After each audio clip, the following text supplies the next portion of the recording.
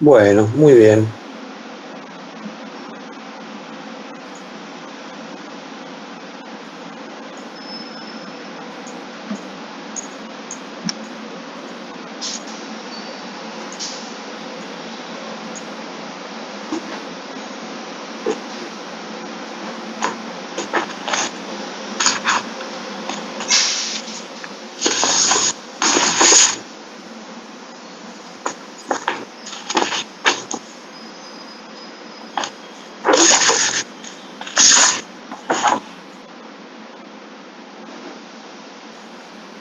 Bueno, vamos a ir empezando.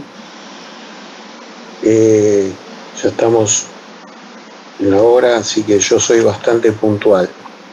Eh, bueno, se supone que ustedes ya tuvieron la primera clase de PIC, así que vamos a hacer al principio, los primeros minutos, un repaso bastante rápido y después nos vamos a abocar un poquito más al temario de hoy, que tiene que ver con hablar de las fibrosis idiopáticas, hablar de la sarcoidosis, hablar del pulmón en las colagenopatías y en las vasculitis y hablar de las enfermedades secundarias a fármacos y del trasplante de pulmón.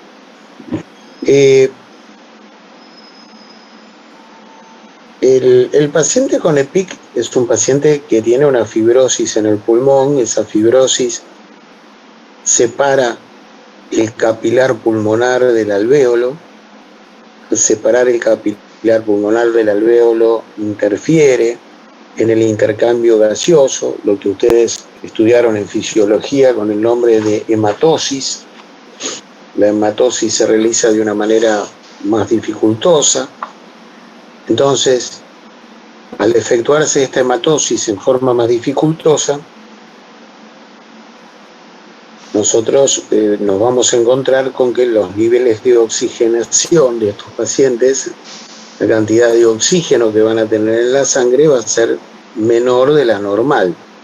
Ustedes saben que el valor normal es de 97 milímetros de mercurio de oxígeno, y estos pacientes empiezan a tener niveles de oxigenación mucho menores, supongamos 80. Cuando esto ocurre, en la primera manifestación, el paciente va a venir fundamentalmente al consultorio. El paciente de PIC es un paciente de consultorio porque es una afección de aparición lenta y progresiva, no es una cosa aguda. Y el paciente va a venir diciendo que tiene disnea. Y al comienzo, si usted lo agarra en los estadios iniciales, va a ser una disnea a grandes esfuerzos. O sea, el paciente le dice, mire doctor, yo camino 3 cuadras, 4 cuadras y me falta el aire. Yo antes caminaba 20 cuadras y ni me daba cuenta. Ahora camino 3, 4 y ya me fatigo, me falta el aire. Yo me doy cuenta que me falta el aire y que respiro en forma más acelerada. Tiene taquipnea porque digamos, trata de suplementar el hecho de que llega poco oxígeno con cada respiración, aumentando la frecuencia respiratoria.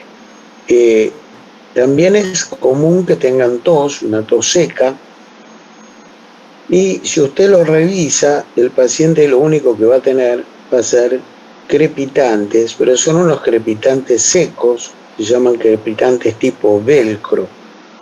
Si usted tiene algún dispositivo con velcro o una zapatilla o alguna tira de alguna carpeta que tiene velcro, cuando usted separa el velcro hay como un crujido.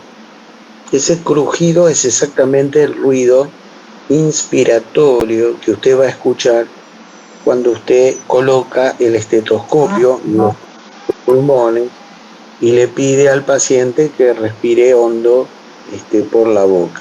Usted va a escuchar ese crujido. Ese crujido se produce porque cuando el alvéolo se expande con aire, al estar rodeado de fibrosis, se va a provocar ese sonido que es como una especie de crujido. Muy bien. Usted tiene un EPIC. Usted tiene la semiología del EPIC. No tiene fiebre. en general, salvo algunos cuadros en particular, algunas fibrosis idiopáticas pueden tener fiebre, pero no es lo habitual. Lo habitual es que no tengan fiebre, que no tengan malestar general, que no tengan cuadro gripal. Eso es importante para diferenciar el EPIC de una neumonía atípica. La neumonía atípica es un cuadro agudo, donde el paciente tiene fiebre, tiene una expectoración media mucoide, el paciente tiene tos, pero tiene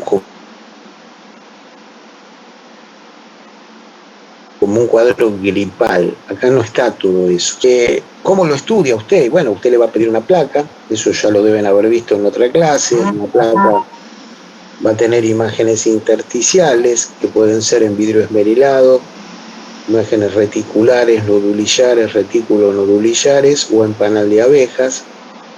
A veces puede haber zonas de consolidación donde se ven imágenes alveolares. Las imágenes de consolidación, cuando usted lee en el libro imágenes de consolidación o imágenes alveolares, es que se ve blanco como una nube, zonas donde se ve el pulmón blanco como una nube, eso es una consolidación o una imagen alveolar. Entonces tenemos la placa, frente perfil, vamos a ver que hay EPIC que afectan más los lóbulos inferiores, hay algunos EPIC que afectan más los lóbulos superiores. Después tenemos los gases en sangre que van a ser fundamentales para ver el grado de hipoxemia que tiene el paciente. Después vamos a tener la espirometría, que es una espirometría restrictiva con un índice de tifenol normal o aumentado y una capacidad vital forzada muy disminuida. Podemos pedir una tomografía. La tomografía se pide con cortes de alta resolución. Una tomografía normal se corta, el radiólogo corta el pulmón cada 2 centímetros. Cuando usted pide una tomografía de alta resolución, el radiólogo corta el pulmón cada 2 milímetros. Entonces eso le da mucha información acerca del grado de afectación pulmonar que tiene el paciente. Después usted le va a pedir una rutina de laboratorio, porque una rutina no se le niega a ningún paciente que viene a ver un clínico. En la rutina usted va a ver si hay anemia, usted va a ver si la eritro está aumentada, vamos a ver que hay algunos cuadros de PIC con eritro alta, también va a ver, usted puede pedir la calcemia, que está aumentada si tiene una sarcoidosis, puede pedir un dosaje en sangre de enzima convertidora, que está aumentada en la sarcoidosis. Usted puede pedir anticuerpos para el lupus, anticuerpos para la artritis reumatoidea, para la esclerodermia, para la dermatopolimiositis, para la enfermedad mixta del tejido conectivo. Básicamente esa es la información que usted va a recabar del laboratorio. No hay un marcador de laboratorio que indique que hay fibrosis pulmonar. Profe, ¿cuánto puede tardar más o menos este tipo de estudio, marcador de esas enfermedades reumáticas? Bueno, en general, en una semana, 10 días, usted tiene los resultados. Bien, No más, una semana, 10 días. Después hay algunos estudios adicionales, se puede pedir una prueba de ejercicio. La prueba de ejercicio es una prueba que le hacen caminar al paciente una distancia fija, póngale 30 metros. Entonces le dicen, bueno, tiene 10 minutos, camine estos 30 metros lo más rápido que pueda, la mayor cantidad de veces. Obviamente, como el paciente tiene disnea, grandes esfuerzos, las primeras pasadas las hace bien, pero después se cansa. Entonces ahí la prueba de esfuerzo va a dar alterada. Se puede pedir un lavado broncoalveolar. El lavado broncoalveolar normal es a predominio de macrófagos. Vamos a ver que hay algunas causas de fibrosis donde hay predominio de linfocitos o predominio de neutrófilos. Se puede pedir una prueba espirométrica con monóxido de carbono. Se utiliza monóxido de carbono marcado con una sustancia radiactiva. Entonces el paciente tiene que inspirar una única vez el monóxido de carbono radiactivo, se espera 1 o 2 minutos y en otra manguera va a expirar y se va a analizar cuánto monóxido radiactivo hay en el aire expirado. Cuanto más fibrosis tiene, más radiactividad se recoge en el aire expirado. ¿Por qué? Porque si usted tiene un pulmón normal, el monóxido es un gas que difunde muy rápido. Entonces difunde rápido a la sangre y en el aire expirado no va a haber casi monóxido radiactivo. Si usted tiene fibrosis entre el alvéolo y el capilar, ahí queda mucha radiactividad en el alvéolo porque le cuesta pasar al capilar y entonces cuando usted larga el aire hay un incremento de la radiactividad. Esta prueba de monóxido es muy útil porque permite hacer diagnóstico precoz, porque se afecta antes que las radiografías. O sea que es bastante precoz.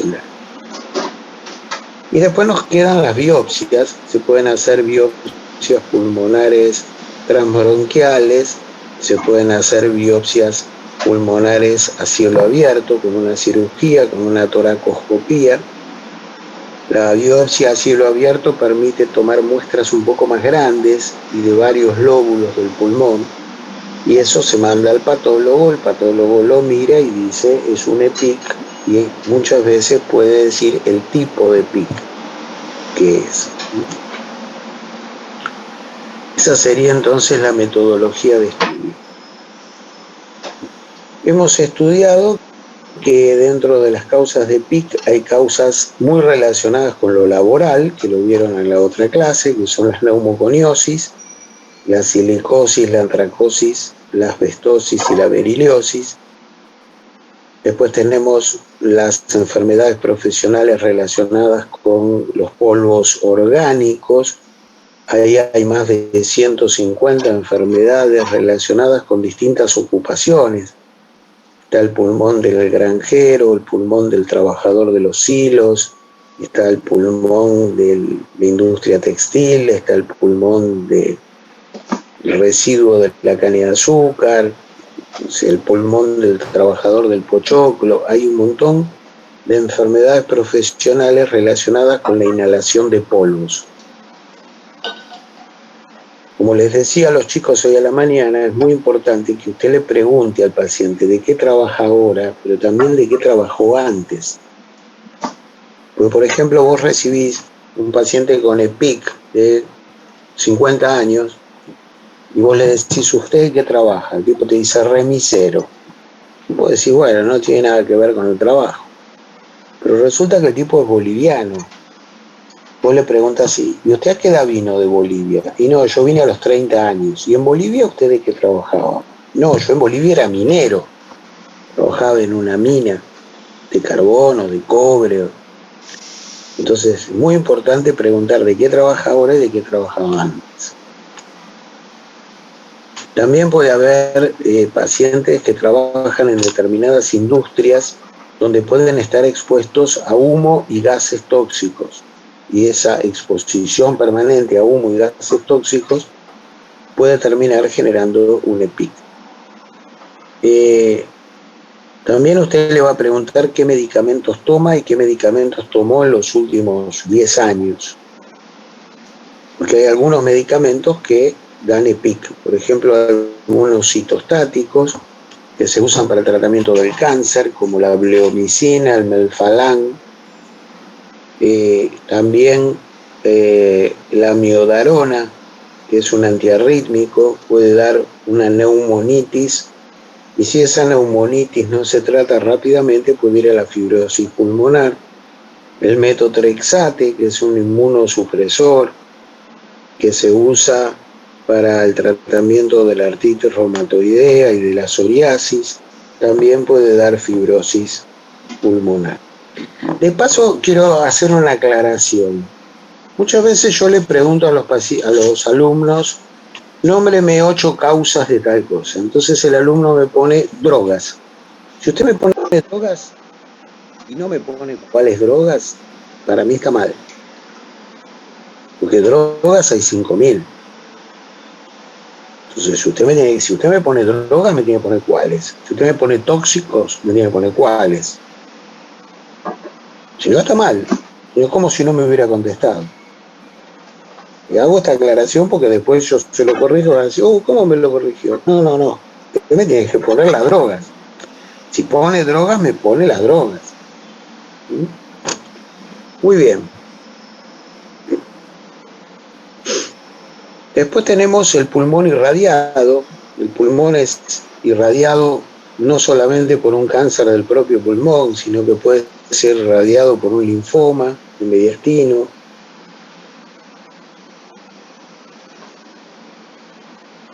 Puede ser radiado por un cáncer de mama. Y la radiación termina produciendo parches de fibrosis pulmonar.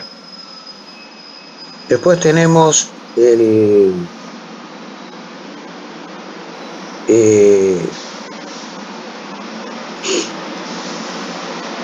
la secuela del distrés respiratorio. Pacientes con distrés. El distrés es una patología aguda que vamos a estudiar con alta mortalidad, 80% de mortalidad. Pero de los que se salvan, un pequeño porcentaje se salvan, pero miren qué paradoja del destino. El tipo se salva, pero cura las lesiones pulmonares con fibrosis. Entonces en 2 años se muere de fibrosis. O sea, sería como una secuela del distrés. Y después tenemos una serie de causas que tienen que ver de causa desconocida, una serie de enfermedades de causa desconocida. Entonces vamos a empezar hablando de la fibrosis pulmonar idiopática. Como su nombre lo dice, es una fibrosis pulmonar cuya causa se desconoce. ¿Qué se piensa hoy en día? Que hay alguna noxa, algo que afecta al pulmón y que gatilla una respuesta inflamatoria y una respuesta caracterizada por la proliferación de fibroblastos y mioblastos con excesiva depositación de colágeno, y eso produciría la fibrosis pulmonar.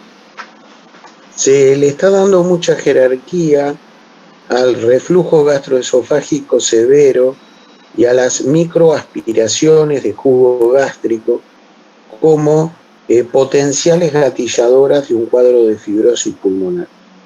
Esto implica que usted, cuando tiene una fibrosis pulmonar, tiene que investigar si el paciente tiene alguna sintomatología de acidez y de pirosis, sobre todo. Pirosis es cuando la acidez te sube a lo largo del esófago.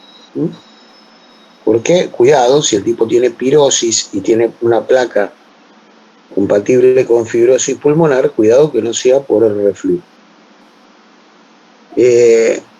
Hay una serie de citoquinas que se han descrito que participarían en la activación de la fibrosis, que son el factor de necrosis tumoral alfa, el factor de crecimiento transformante beta, el factor de crecimiento liberado de las plaquetas, el factor de crecimiento insulina tipo 1 y la endotelina tipo 1. O sea, habría una serie de mediadores que explicarían esa intensa fibrosis. Dentro de las fibrosis idiopáticas distinguimos 2 que tienen mal pronóstico. Mal pronóstico, ¿qué quiere decir?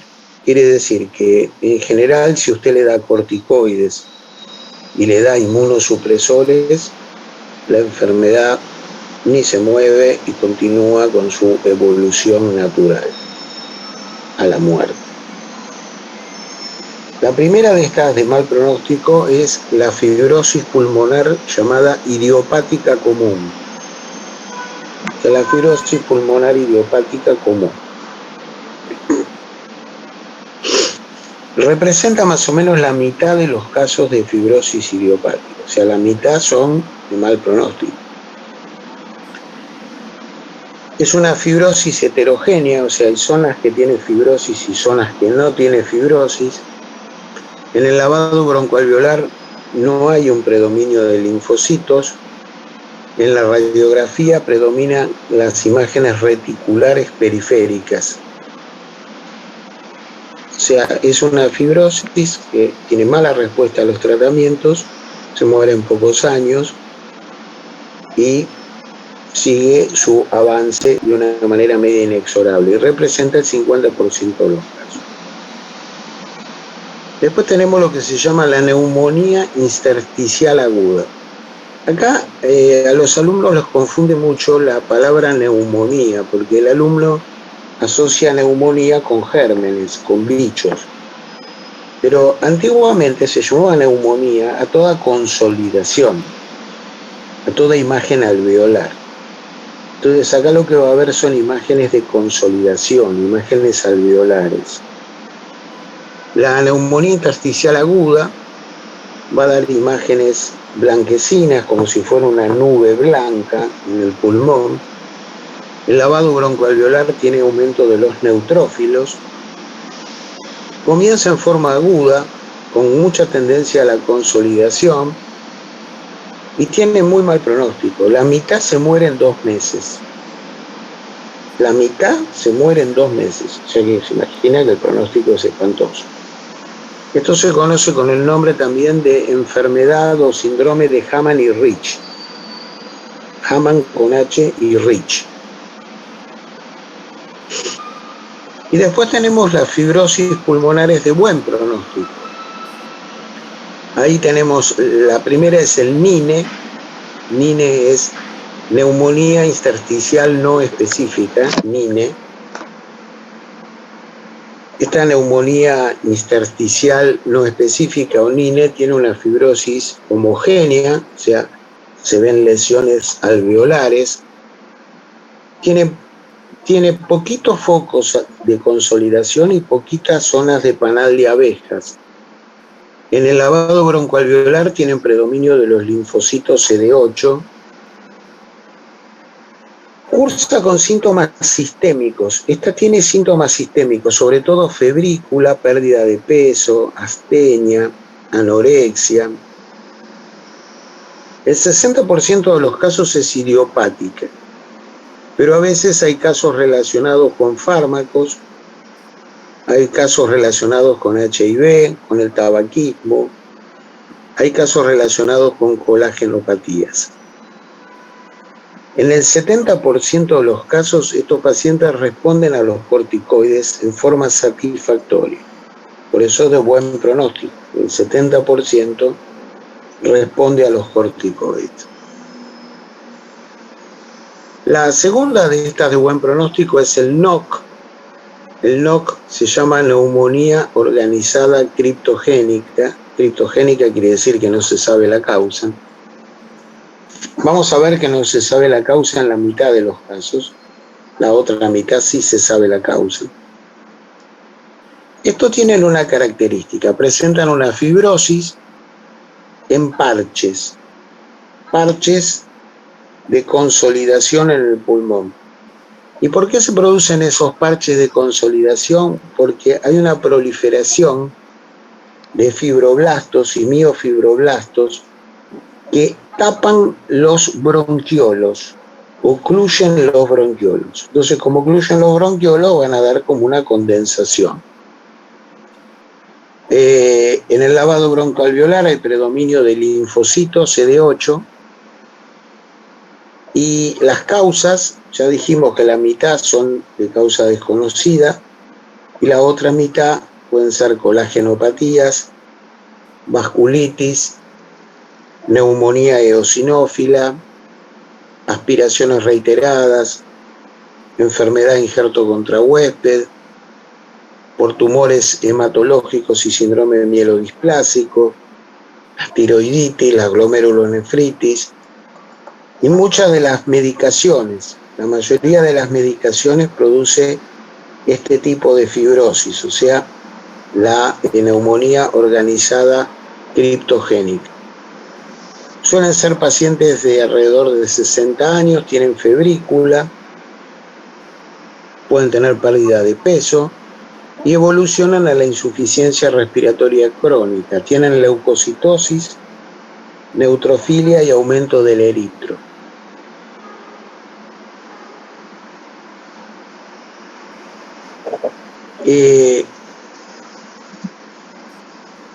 Estos pacientes, el 66%, o sea, más o menos el 70%, mejora con corticoides. El tercio restante no responde a los corticoides y se muere de insuficiencia respiratoria crónica. Después tenemos la neumonía intersticial descamativa, que es el NID. El NID, hay una descamación de macrófagos adentro del alvéolo. El lavado broncoalveolar tiene un predominio de macrófagos. Aparecen pacientes fumadores, tienen dedos en palillo de tambor y uñas en vidrio de reloj, y su curso es crónico y tiene buen pronóstico porque responden a los corticoides y a los inmunosupresores. Y nos queda la neumonía intersticial linfoide, que es el NIL. El NIL tiene una fibrosis homogénea, un lavado broncoalveolar a predominio de linfocitos, tienen fiebre, artralgias y pérdida de peso. Se ven colagenopatías, enfermedades autoinmunes, linfomas y HIV. También puede verse en pacientes con inmunodeficiencias y en tratamientos con una droga que se llama difenilidantolina. Tienen anemia e hiperglobulinemia y el 70% responde a los corticoides. En todas estas fibrosis idiopáticas, en general, acá lo que hay que hacer es la biopsia pulmonar, que puede ser transbronquial o a cielo abierto, y el patólogo debe informar qué tipo cree él de fibrosis que tiene el paciente. También vas a hacer el lavado broncoalveolar y entonces vas a ver si tiene linfocitos, no tiene linfocitos, si tiene macrófagos, si tiene neutrófilos. Y eso es lo que te permite hacer el diagnóstico. Y tienen un anticuerpo, se ha descrito un anticuerpo que se llama antiperiplaquina, que es positivo en el 40% de los casos.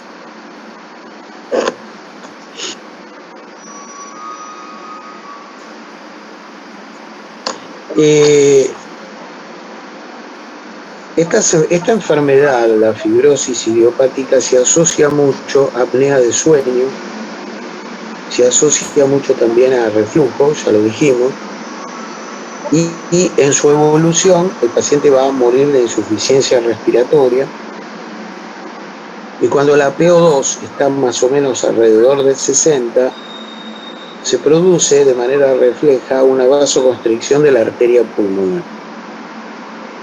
Esa vasoconstricción de la arteria pulmonar termina produciendo hipertensión pulmonar, y la hipertensión pulmonar produce insuficiencia cardíaca derecha, que es otra de las causas de muerte importante de estos pacientes, la insuficiencia cardíaca derecha.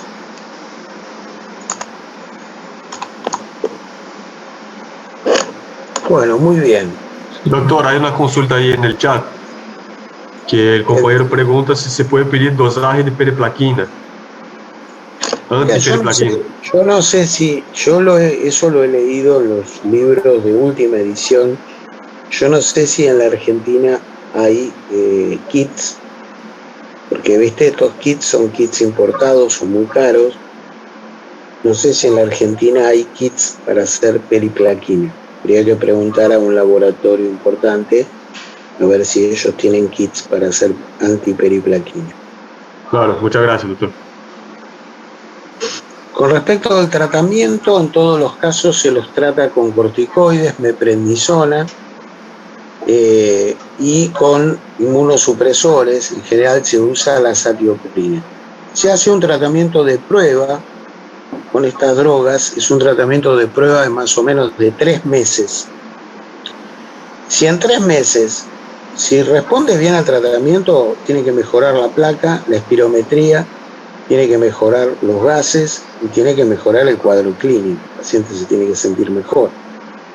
Si pasados 3 meses no hubo mejoría, se considera que no responde a los corticoides ni responde a los inmunosupresores.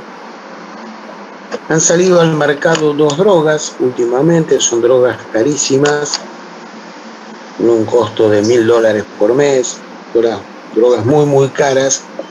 La primera que salió al mercado es la pirfenidona. La pirfenidona es una droga que tiene un efecto antifibrótico, frena la fibrosis, frena la progresión de la enfermedad. Se vende en cápsulas de 267 miligramos. Se comienza la primera semana con una cápsula, la segunda semana se sube a 2 cápsulas y la tercera semana ya se dan 3 cápsulas, que es la dosis de mantenimiento. O sea, la dosis de mantenimiento es 3 cápsulas por día. Hay que chequear el hepatograma porque la droga puede tener cierta hepatotoxicidad. Y la segunda droga es un inhibidor de la tirosina quinasa, que es el nintedanib. Nintedanib. Se dan 150 miligramos cada 12 horas con las comidas. También puede tener efectos colaterales digestivos y hepáticos, sobre todo. Por supuesto, estas son drogas que enlentecen la progresión, pero en general no lo curan. ¿Sí? O sea, hacen que en vez de morirse en 3 años, se muera en 6. Pero no lo curan. En los estadios avanzados pueden requerir oxígeno domiciliario y, por supuesto, si es un paciente relativamente joven, se le puede efectuar un trasplante de pulmón. Entonces, hemos visto las fibrosis pulmonares idiopáticas. ¿Alguna duda hasta acá? ¿Vamos bien? Sí, doctor, todo bien. Todo bien. Bueno, perfecto. Doc, una consulta. Sí. Entonces vamos a tener el método de estudio solamente el lavado broncoalveolar, como Lavado broncoalveolar y puede hacerle la biopsia y le va a hacer la espirometría y le va a hacer todos los estudios que usted hace con una fibrosis pulmonar. claro. O sea, acá el lavado broncoalveolar es el que le va a dar más información acerca de qué tipo es, fundamentalmente analizando qué tipo de células predomina y la biopsia del pulmón. Dale. Gracias. Vamos a la sarcoidosis. Sarcoidosis es una enfermedad interesantísima porque no se sabe por qué la gente tiene sarcoidosis. Es una enfermedad que afecta a múltiples tejidos. Es una enfermedad en general, en el 80% de los casos es de adultos menores de 40 años. Tiene un predominio femenino. Los casos son más comunes en invierno y en primavera. Y la sarcoidosis es una enfermedad de los climas templados y de los climas fríos. No hay sarcoidosis donde hace mucho calor. Ni en los trópicos, ni en el Ecuador hay sarcoidosis, ni en el Caribe. En Argentina hay sarcoidosis, sobre todo en la pampa húmeda y en la Patagonia. En Brasil supongo que debe haber sarcoidosis en el sur, en Río Grande do Sul, que es lo más parecido a la pampa húmeda nuestra. Pero por supuesto no hay sarcoidosis en la parte de arriba de Brasil, arriba de Río de Janeiro, ahí hace mucho calor. Hay mucha sarcoidosis en el norte de Europa, en Alemania, Francia, la parte costera con el mar Ártico. Esta parte tiene bastante sarcoidosis, y también Estados Unidos y Canadá y Alaska. Algunos relacionaban la sarcoidosis con zonas donde había muchos pinos. Se está buscando, por supuesto se imaginan que de hace años se está buscando un germen que genere la sarcoidosis. ¿Por qué? Porque la enfermedad tiene granulomas, muy parecido a los granulomas tuberculosos. Pero la diferencia es que acá no hay bacilo de Koch, no hay bacilo. Entonces es una enfermedad granulomatosa y sistémica, pero sin bacilos. Entonces, bueno, se han postulado distintos bichos que podían ser desencadenantes, pero hasta ahora en ningún caso se ha conseguido aseverar una causa para la sarcoidosis.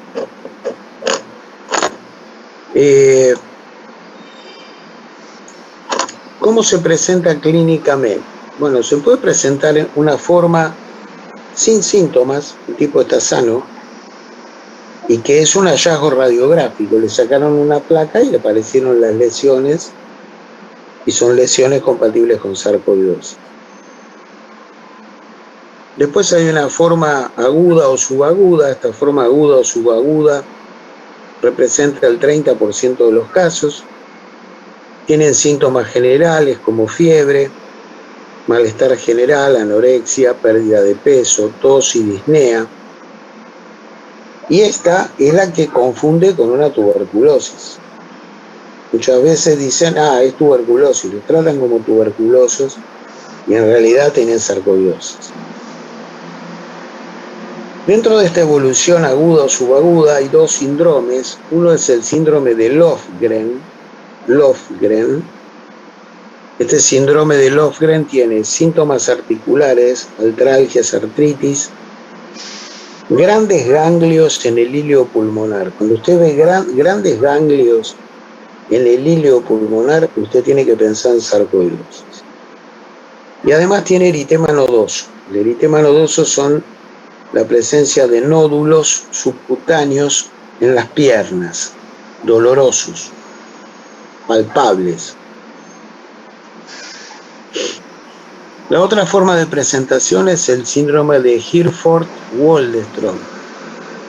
El síndrome de Herford-Waldenström es un paciente que tiene agrandamiento de las parótidas, parálisis del facial bilateral, fiebre y afectación en el ojo, tiene uveitis. Después nos queda lo que se llama la forma insidiosa. La forma insidiosa de la afección es una forma que aparece a lo largo de meses y el 90% tiene síntomas pulmonares y un 10% síntomas de otros órganos. ¿Cuáles son los órganos más afectados por sarcoidosis? El pulmón, la piel, los ganglios, el hígado y el vaso y los ojos. Estos son los órganos más afectados. En el pulmón, ¿qué pueden tener? Bueno, pueden tener una fibrosis pulmonar con imágenes intersticiales. Además de las imágenes intersticiales, a veces tienen zonas con predominio alveolar y a veces pueden tener nódulos. Nódulos son como pelotas redondas en el parénquima pulmonar. O sea que tiene tres patrones la sarcoidosis de presentación. Un patrón intersticial, un patrón alveolar de consolidación o un patrón nodular. Es raro que tengan derrame pleural, solo el 5% tiene derrame pleural. Es bastante común que tengan adenomegalias muy aumentadas de tamaño en el híleo pulmonar. Eso es bastante común. Dijimos que uno de los órganos más afectados son los ganglios. Puede afectar prácticamente los ganglios de todo el organismo. Mediastinales, retroperitoneales, mesentéricos, axilares, epitroquiales, supraclaviculares, cervicales. Puede tener afectación de ganglios en prácticamente todo el organismo. Los ganglios pueden permanecer agrandados muchos años y a medida que pasa el tiempo, alguno de esos ganglios hasta puede calcificarse. Otro órgano que se puede afectar es la piel. A veces el diagnóstico de sarcoidosis lo hace el dermatólogo.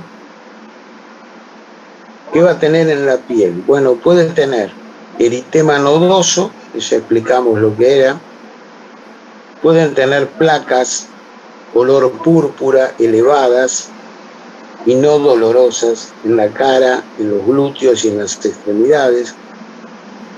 Puede tener erupciones maculopapulares en la cara, en la espalda, nódulos subcutáneos, y puede tener una lesión en la cara, sobre la nariz y las mejillas, de color azul violáceo, que se conoce con el nombre de lupus pernio. También pueden asentar las lesiones en cicatrices y en tatuajes que el paciente tenga en la piel. Otro órgano muy común de afecciones son los ojos, o sea que ahí el diagnóstico lo hace el oftalmólogo. El paciente en los ojos va a tener uveitis. Estas uveitis son graves, a veces pueden ir hasta la ceguera. Pueden tener ojo seco y pueden tener exoftalmos, o sea, el globo ocular protruido hacia afuera, bilateral.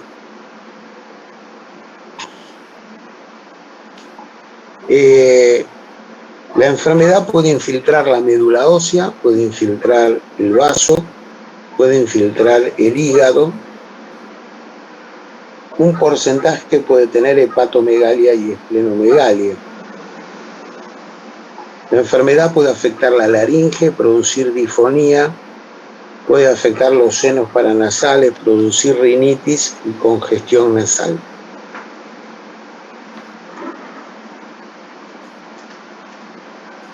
A nivel neurológico puede producir polineuropatía periférica, parálisis bilateral del séptimo par, o sea, del facial, puede comprometer el nervio óptico, puede traer anomalías de la audición.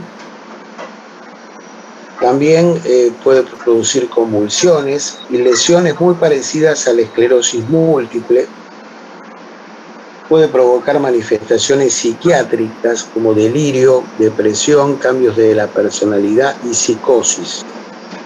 O sea que para un psiquiatra hay que tener en cuenta también el diagnóstico de sarcoidosis.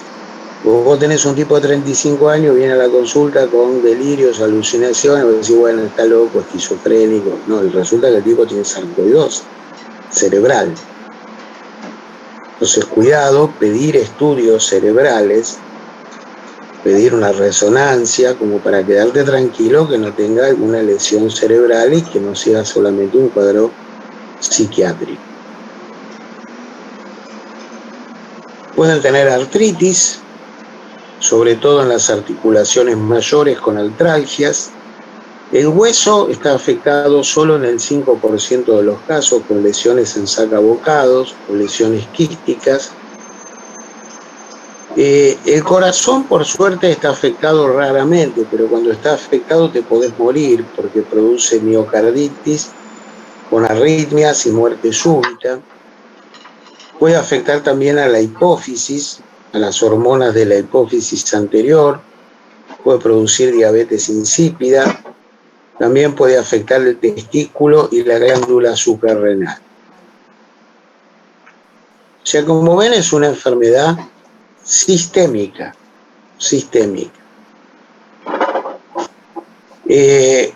clasifica en estadios. El estadio 0 es cuando la radiografía de tórax es normal. Estadio 1 cuando solo tienen los ganglios aumentados de tamaño en el ilio. Estadio 2 cuando tienen lesiones pulmonares que pueden ser miliares, nódulos, pueden ser infiltrados, intersticiales. El estadio 3 cuando solo tiene imágenes intersticiales y el estadio 4 cuando tiene franca fibrosis pulmonar. La metodología de estudio va a ser la metodología de estudio del EPIC, pero hay algunas cositas que se piden en particular. Por ejemplo, tienen hipergamma globulinemia, tienen una eritro elevada, tienen anemia de trastornos crónicos, pueden tener leucopenia, linfopenia, un tercio tienen eosinofilia. Los granulomas fabrican vitamina D. Como fabrican vitamina D, la vitamina D retiene calcio. Todos estos pacientes tienen hipercalcemia. También los niveles de la enzima convertidora de la angiotensina van a estar muy aumentados. La fosfatasa alcalina también está aumentada. Y puede haber aumento de la beta-2 microglobulina y de la lisozima. El lavado broncoalveolar es bastante indicativo porque tiene una alveolitis con predominio de linfocitos. Se puede pedir un centellograma con galio radiactivo, galio 67. El galio se deposita en las zonas pulmonares donde hay actividad de la enfermedad y se puede hacer una biopsia transbronquial o una biopsia a cielo abierto, y también a veces se pueden biopsiar las lesiones de la piel. A veces tenemos el diagnóstico haciendo la biopsia de la piel.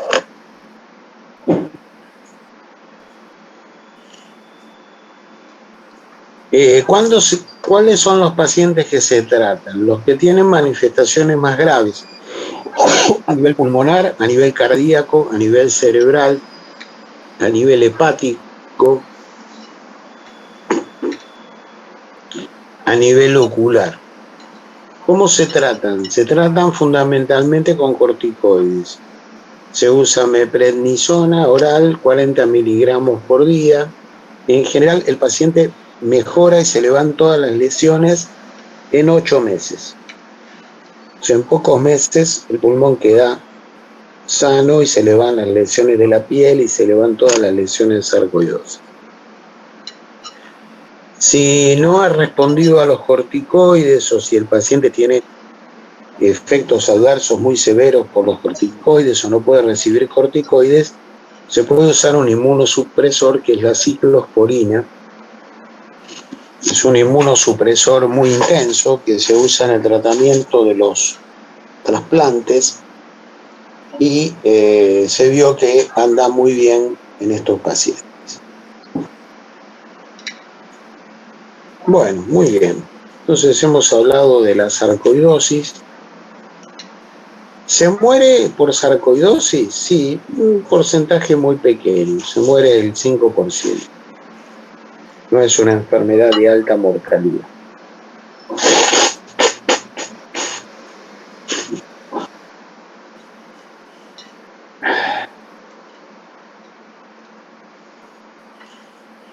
Bueno, muy bien. Nos quedaría hablar un poquito de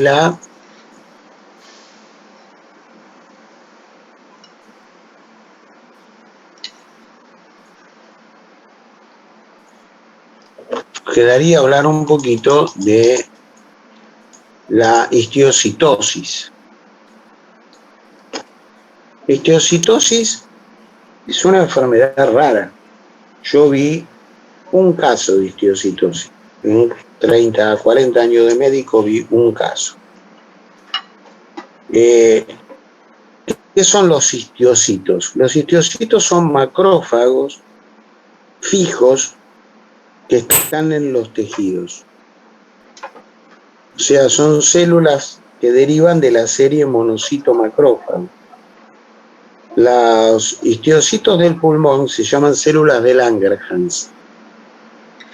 Estos pacientes tienen una proliferación excesiva de estas células de Langerhans que tienden a producir fibrosis a predominio de los lóbulos superiores. Estas zonas fibróticas destruyen los bronquiolos y en el lavado broncoalveolar uno puede detectar estas células de Langerhans que tienen una reacción positiva a una proteína llamada S100. Estas células de Langerhans se las distingue porque tienen forma de raqueta de tenis y tienen gránulos característicos que se llaman gránulos de Birbeck o gránulos de Langerhans. Es común que la enfermedad, además de la fibrosis, presente quistes, y estos quistes a veces se pueden romper y producir neumotórax. Tienen pérdida de peso, pueden tener fiebre, pueden tener astenia. Hay dos cosas asociadas a la enfermedad. Uno es que tengan compromiso de la zona hipotálamo-hipofisaria. Y otro es que tenga proliferación de células de Langerhans en la mandíbula, en el cráneo o en las costillas, formando verdaderos tumores de células de Langerhans en esa localización. La enfermedad se ha relacionado con el tabaquismo y hay que decirle al paciente que tiene que dejar de fumar. La mortalidad global de la enfermedad es del 4%.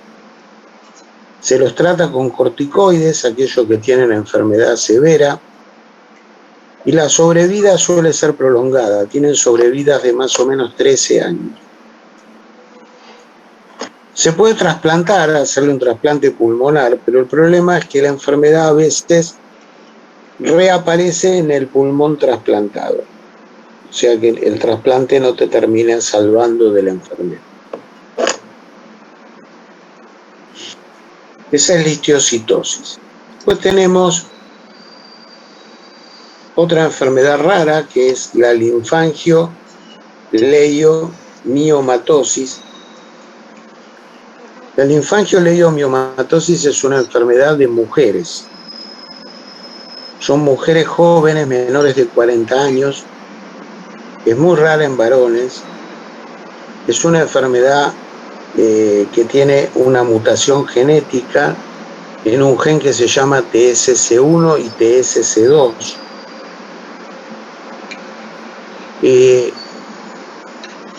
Esta enfermedad lo que produce es una proliferación anormal de células parecidas a las células musculares lisas y de células parecidas a las células de los linfáticos. Entonces aparecen miomas y linfangiomas que se localizan en ganglios, en el pulmón, en el mediastino, en el retroperitoneo. Es muy común que tengan derrame pleural. Como tienen cavidades quísticas, pueden tener neumotórax y es muy común que tengan hemoptisis a repetición. Muchos tienen tumores retroperitoneales.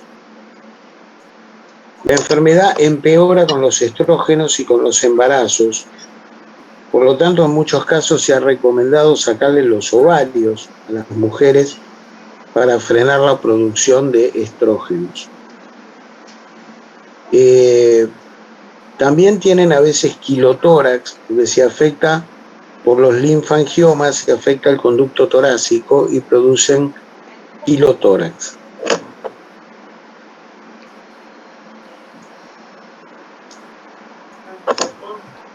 Una minoría muere, más o menos un 30% va a la muerte, tienen varios años de evolución, en general 10 años de evolución. Se le da una droga que se llama sirolimus, que es un inmunodepresor. Se vio que el sirolimus disminuye el tamaño de las tumoraciones de miomas y de linfangiomas que tienen estos pacientes, pero solamente enlentece el curso de la enfermedad. Se asocia a una marcada osteoporosis. Yo nunca había visto una linfangioleiomyomatosis hasta que un día di la clase de PIC en la facultad, hace de esto unos 6 años, y cuando termino la clase se levanta una alumna, una señora grande, señora de unos 40 y pico de años, se acerca, viene y me dice, mire doctor, yo tengo linfangiolidomiomatosis. No me digan, nunca vi ninguna. Le voy a traer mis estudios. Me trajo la tomografía, la resonancia, se veían claramente las lesiones. Pregunté quién la estaba tratando, me dice, mire, me está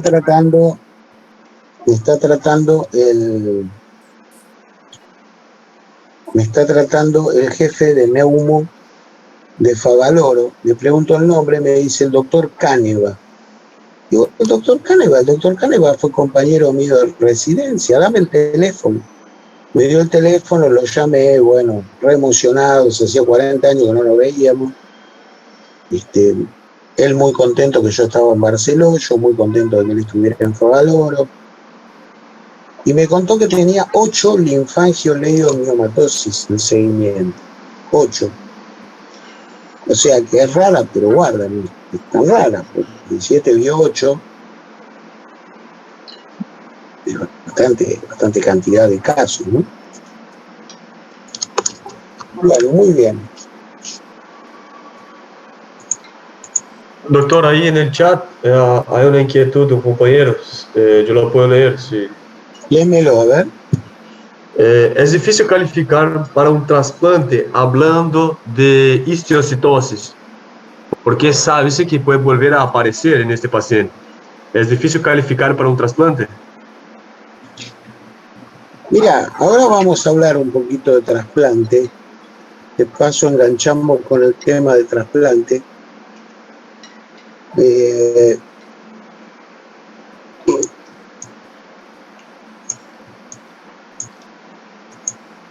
Vamos a buscar el tema de trasplante.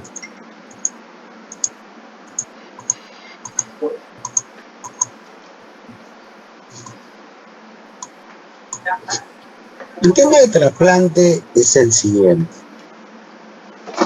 Los trasplantes en personas de más de 50 años en general tienen mal pronóstico y la mayoría mueren. Entonces le quedan los pacientes de menos de 50 años. Y en esos pacientes de menos de 50 años, los que se llevan la mayoría de los trasplantes son los pacientes con fibrosis quística. Suelen ser pacientes que mueren alrededor de los 20, 25 años hoy en día. También se trasplantan mucho los que tienen bronquiectasias bilaterales muy severas, los pacientes que tienen déficit de alfa-1 antitripsina, que tienen un EPOC genético, en este caso no por tabaquismo, muy severo, los pacientes que tienen EPIC, pero en el EPIC usted para calificar tiene que tener menos de 50 años y hay que hacer un estudio bastante exhaustivo de cuál es la enfermedad que a usted lo lleva a la fibrosis. Y en el caso de la histiocytosis se sabe que a usted le dan un pulmón nuevo, que lo guarda porque la histiocytosis puede reaparecer en el pulmón nuevo. También en el EPOC en fase terminal, pero tiene que ser un EPOC menor de 50 años. Usted me dirá, doctor, pero lo trasplantaron a Sandro que tenía 62. Bueno, pero era Sandro. Yo creo que lo hicieron para concientizar a la gente sobre el trasplante. Pero la probabilidad de que ese trasplante saliera bien era muy baja por la edad que tenía Sandro. También se trasplantan los pacientes con hipertensión pulmonar. Puede ser por hipertensión pulmonar primaria o por hipertensión pulmonar por malformaciones cardiológicas, como la CIA, la CIB, etc. Se puede trasplantar un solo pulmón, se puede trasplantar 2 pulmones, se puede trasplantar el bloque cardiopulmonar y se puede trasplantar solo los lóbulos inferiores. Todas esas variantes son posibles. Después del trasplante, por supuesto, el paciente tiene que recibir ciclosporina intravenosa en dosis altas, 3 a 4 miligramos por kilo. Y muchas veces se le asocia también a azathioprina como inmunosupresor. Se trata, en la medida de lo posible, de los primeros días tratar de no darle corticoides, porque los corticoides tienen cierto efecto retardando la cicatrización. Y usted los primeros días, usted necesita que cicatricen las suturas, sobre todo las suturas de la tráquea, la sutura de los bronquios, porque la ruptura de esas suturas, la dehiscencia de esas suturas, se va a complicar con una mediastinitis, y lamentablemente las mediastinitis se mueren sépticos, fue lo que pasó con Sandler. También puede haber, con el correr de los meses, los bronquios pueden ir a la estenosis, pueden ir al reblandecimiento, lo que se llama broncomalacia. A veces hace falta colocar un stent en la zona donde estaba la sutura para proteger a ese bronquio más frágil. Puede haber neumotórax y derrame pleural en el postoperatorio. Se ha descrito un rechazo agudo de trasplante. El rechazo agudo de trasplante que produce un cuadro de distrés respiratorio. Está mediado por linfocitos T helper. Suele ocurrir el primer rechazo dentro del primer mes post-trasplante. Y lamentablemente, para manejar el distrés de este rechazo agudo, hay que dar altas dosis de corticoides. Se usa la metilprednisolona. Para diagnosticar que es un rechazo, se hace cepillado bronquial, lavado broncoalveolar y biopsia transbronquial, porque hay que descartar que no sea un distrés séptico por inmunodepresión. Muchos pacientes mueren de infecciones, pueden ser infecciones bacterianas. Esas infecciones pueden ocurrir en las primeras semanas post-trasplante o pueden ser alejadas en el tiempo. Ahí los gérmenes predominantes más graves son los gram negativos. También puede haber infecciones virales por citomegalovirus. Puede haber infecciones por herpes simple y por el virus Epstein-Barr. Puede haber infecciones por hongos, por Lomocystis jirovecii, Aspergillus y Candida. O sea que un porcentaje de pacientes importantes se muere séptico por la inmunodepresión. Y después puede haber como complicación tardía lo que se llama la bronquiolitis obliterante. La bronquiolitis obliterante es que se te van tapando los bronquiolos. Se te van tapando en forma progresiva los bronquiolos, progresiva. Es una especie de rechazo crónico y llega un momento que el tipo se muere de insuficiencia respiratoria. Hay que hacerle un retrasplante, pero en general con los retrasplantes los resultados suelen ser todavía peores. Cuando usted trasplanta un pulmón, no es que usted lo trasplantó y el tipo se salvó, porque a los 5 años del trasplante están vivos solo la mitad. Y hay un 10 a un 15% que se mueren por complicaciones de la cirugía a los primeros días. La principal causa de muerte son las infecciones y la bronquiolitis obliterante. Yo les contaba a los alumnos de mi grupo, un día yo era jefe de clínica de un sanatorio acá en la capital, un sanatorio importante, tenía 70 camas a cargo. Un día se me interna un muchacho de 40 años con un diagnóstico de crisis asmática. Yo lo oculto, me llama la atención, la ocultación, le pido una placa, veo la placa, y la placa no era una placa de asmático, la placa era una placa de fibrosis quística. Lo cual era raro, porque la mayoría de las fibrosis quísticas mueren a los 25 años, y este tenía 40, 38, 40. Pero bueno, le hice gases en sangre, teníamos gases desastrosos. Bueno, me tuve que sentar a hablar con él y decirle, mirá, vos tenés una grave enfermedad pulmonar, te quedan menos de 2 años de vida, vos necesitas un trasplante. El problema es que en la Argentina en ese momento no había trasplantes. Trasplantes se hacían, en el único lugar que se hacían era en Pittsburgh, en Estados Unidos. Entonces va al prepago y le dice, mire, me tengo que hacer un trasplante de pulmón. El prepago le dice, estás loco, estás sin pedo, no te vamos a pagar un mango. Hace un recurso de amparo ante el juez me manda una nota, me dice, expírase en 24 horas, ¿por qué necesita este paciente un trasplante? Explico al juez por qué necesita el trasplante, y el juez dice, falla a favor del tipo y lo obliga al prepago a depositarle $250.000. O sea que el tipo, gracias a mi intervención, ya tenía $250.000. Bueno, el tipo se va a Estados Unidos, llega a Pittsburgh, todo contento, dice, buenas, vengo a hacerme un trasplante. Le dicen, pero está en la cola, le dicen. Hay 1000 tipos al que usted. Es el único lugar del mundo donde se hace trasplante. Así que póngase en la cola.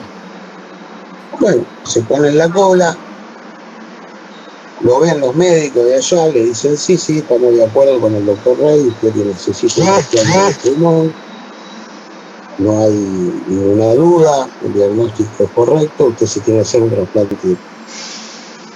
Pero tiene que esperar que aparezca un donante para usted, mire todos los que tenemos en la fila, o sea que usted va a tener que esperar un año o más de un año. Cuando está hablando ahí, se hace amigo de un yanqui que estaba también esperando con él. Y el yanqui le dice, ¿por qué no te haces socio de un prepago de acá de Estados Unidos? Porque si pasa más de un año, el prepago de acá te cubre el trasplante. Entonces ese tipo se hizo socio del prepago, pagaba el prepago todos los meses, pasó más de un año. Entonces el trasplante se lo pagaba el prepago. Con lo cual le quedaron $250.000 con los que se compró una casa en Pittsburgh. Bueno, seguía esperando, en un momento le dicen, bueno, mira, te vas a morir, no hay pulmón para vos, volvete a Buenos Aires, despedite de tus hijos, de tu familia, te vas a morir. El tipo estaba desesperado. Esa noche lo llaman por teléfono y le dicen, che, mirá, de casualidad tenemos 2 pulmones, un poquito baqueteados, pero si vos los querés te los damos. Sí, por supuesto, bueno, lo trasplante. Muy bien, el tipo todo bien, todo bárbaro. Bueno, regresa a la Argentina, me viene a ver a mí, dice, mire, doctor Rey, me trasplantaron, que esto, que el otro, me cuenta toda esta historia. Y el tipo no me trajo ni un alfajor. O sea, yo le hice el diagnóstico, le salvé la vida, le conseguí $250.000, una casa en Pittsburgh y un trasplante en Pittsburgh. Yo digo, bueno, hay gente que no, se ve que la gratitud no es una materia que hayan cursado. Sí, un llaverito, no sé, traemos un regalito. Quedó en los pulmones, bro. Bueno, la cosa que pasa el tiempo, yo no lo vuelvo a ver al tipo, después yo me voy de ese sanatorio, estuve 4 o 5 años, me voy. Un día estaba ahí cerca del sanatorio y como enfrente del sanatorio se comía bien, había un boliche que yo iba a comer siempre, se comía bien, y ya que estoy por acá voy a comer al boliche, recordar los viejos tiempos. Entonces me voy ahí al boliche, estoy comiendo y veo que los mozos están hablando entre ellos y me señalaban a mí. Digo, ¿qué pasa? Están hablando y me señalan. Bueno, al final uno de los mozos se acerca y me dice, doctor, no estamos seguros, dice, pero usted no es el doctor Rey, el que usted no atendió a fulanito, el muchacho del trasplante de pulmón. Sí, le digo, soy yo. Ah, ¿qué tal, doctor? ¿Cómo le va? mire, le queremos avisar que fulanito se murió. Ah, no me digas. Sí, se murió hace 4 meses. Él se atendía acá en el Italiano, hizo una infección pulmonar y se murió. O sea que vivió trasplantado 3 años. Vivió 3 años más. Pero se quedó con una casa en Pittsburgh para sus hijos, que eran chiquitos, y seguramente les da una renta para que sus chicos puedan vivir, ¿no? Así que bueno, ese es el caso que les puedo contar, donde yo estuve implicado en forma así bastante directa en un paciente con un trasplante pulmonar. Bueno, vamos a dejar hoy, yo creo que más o menos vimos todos los temas más importantes. Doctor Rey, ¿puedo hacer una pregunta? Perdón. Sí, dígame. Sí, en las complicaciones, una duda, en las complicaciones de trasplante pulmonar, esto ¿Las es, complicaciones de qué? en las complicaciones de un trasplante pulmonar, Sí. se parece que el paciente llega a la muerte o casi siempre o es algo... Y mire, muchas de las complicaciones son jodidas. Por ejemplo, la resistencia de sutura da mediastinitis y muchos se mueren. Las infecciones, bueno, usted lo trata la infección, pero es un inmunodeprimido, es una infección en un paciente que tiene una inmunodepresión, entonces muchos se mueren. El rechazo agudo de trasplante, bueno, usted le da corticoides, pero tiene un distrés, y el distrés tiene 80% de mortalidad. La bronquiolitis progresiva obliterante, esos terminan en insuficiencia respiratoria y se mueren. O sea que muchas de estas complicaciones son graves. Por supuesto, debe haber pacientes que zafan de una, zafan de dos y a lo mejor en la tercera se mueren. O sea, pero le quiero decir que no es que qué bárbaro, me trasplanté y ya se me solucionaron todos los problemas. No es así. Claro, ok, entendí. ¿Entiendes? Sí, gracias.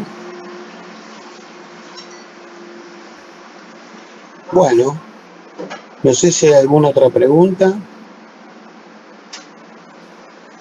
Más que primitiva la tecnología, es primitiva la inmunosupresión. Yo creo que el día que investiguemos más sobre inmunosupresión vamos a poder hacer una inmunosupresión un poquito más específica.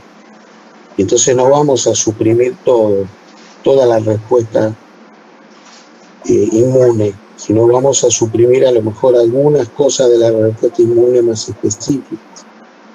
¿Sí?